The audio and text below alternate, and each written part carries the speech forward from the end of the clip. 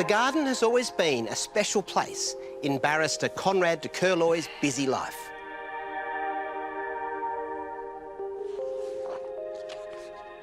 I really enjoy getting out from under the desk and going out and just pottering around in the garden. I previously gardened in sort of leafy green suburbs, which had roses and cottagey type gardens.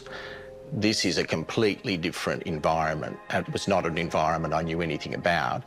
We're right opposite the sea. I just thought I was so far out of my depth when it came to trying to pick the right plants for an environment that is incredibly harsh.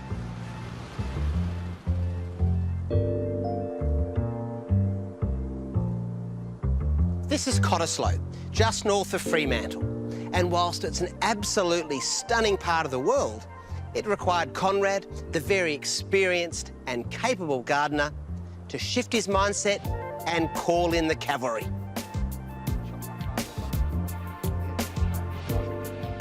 Coastal gardening is where Robert Finney has carved out the bulk of his career in landscape design.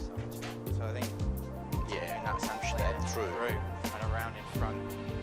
The sandy soils in Perth are obviously a challenge, particularly the closer we get to the coast. But this site in particular on Cottesloe is probably one of the harshest conditions that I have ever worked with in 17 years of designing gardens. It's a north-facing garden, so would receive a lot of sun all through the year. I would just fill all of that back in with the flapjack. Particularly in winter, the southwesterly wind that really kicks in off the coast up through here just brings salt-laden winds and whips around the corner. When we enter at the front door, we are at ground level, but the natural topography of the site slopes down towards the coast, so it creates this elevation on the lower ground floor.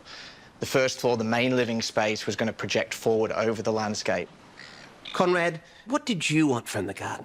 What I wanted to see was something that actually was nice to walk around, nice to potter in, that would have seasonal elements. I wanted the garden to relate to the house and I wanted it to relate to the streetscape, and that was one of the reasons we deliberately decided we didn't want to put a fence in. We wanted to have a garden that could speak to the outside world.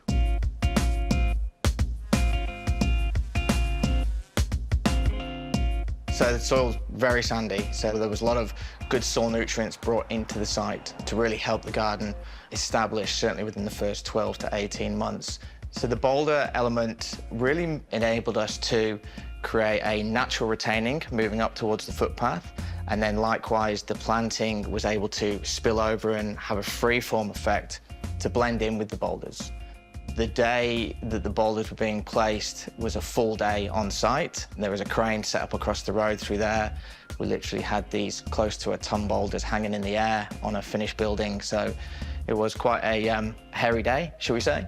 The builder was having a number of heart attacks when the boulders were swinging near his pristine rendered building. The plant palette we selected was really a combination of green tones and silver tones, and that is the interest there is really echoing the dune, the coastal dunes beyond, so we're just trying to carry that through.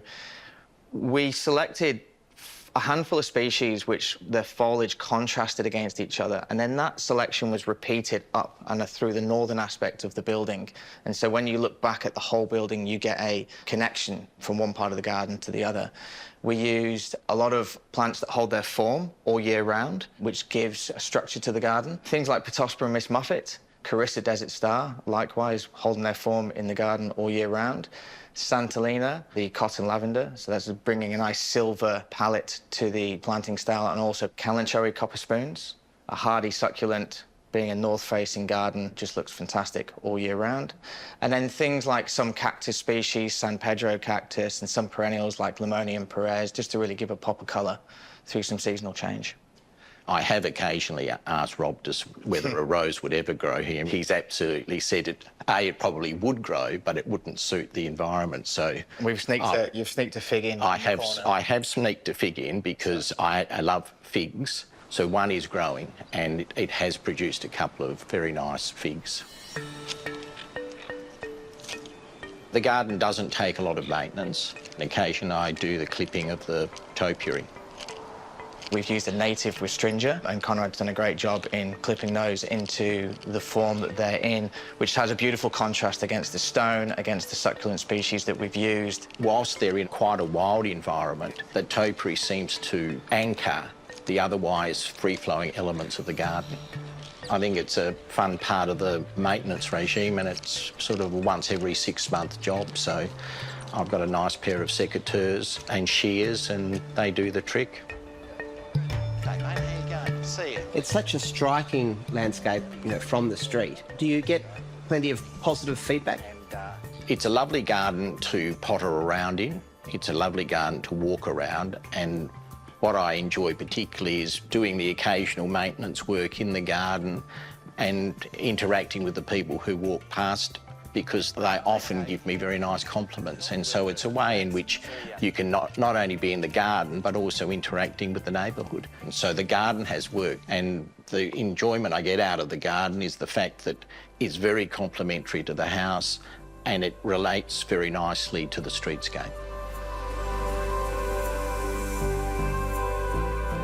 Has your appreciation for this style of gardening developed as a result of your time here? Once you're living by the sea, you can see that it is possible to have a garden, but it's a completely different style of garden from one that you would see in the hills or in the leafy green suburbs. So it is a different style of garden, but it's still a garden, and it still has wonderful elements of green, grey, leafiness, seasonality. And I do like, actually, the flowers that come off on that. Rob's done a great job because the plants have survived, thrived. You could never find. It's a beautiful garden.